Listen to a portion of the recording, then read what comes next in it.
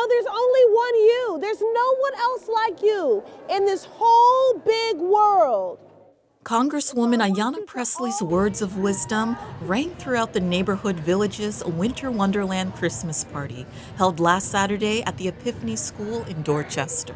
So those social-emotional wellness supports, our babies knowing that they have a village that sees them, that loves them, that's nurturing them, that sees greatness in them. That's what today is about. And it's also just about being a kid, defending their childhood so that they just get to be kids today. The Christmas spirit was in full bloom as hundreds of kids got their faces painted, ate cookies, drank hot cocoa, and received a special holiday visit from city and state leaders.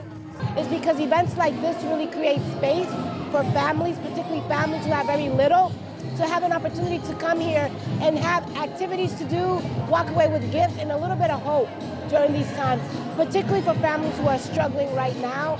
This could be the only place for them to get a toy, to walk away with something that remembers them of the holidays, right? So that's why these events are so important.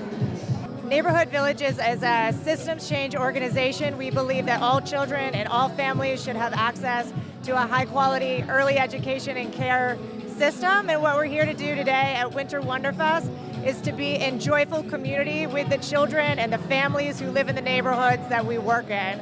This is our annual festival for children and families. We're here to support families, provide resources for them, and we're here to help engage our families. We want families to work together. This is a wonderful thing to do in the Boston community, and we're excited to be here today.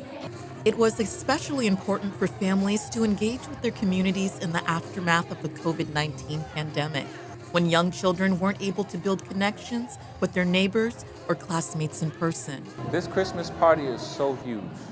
It's very important for our children to come out into the community and be able to have a social life with other people.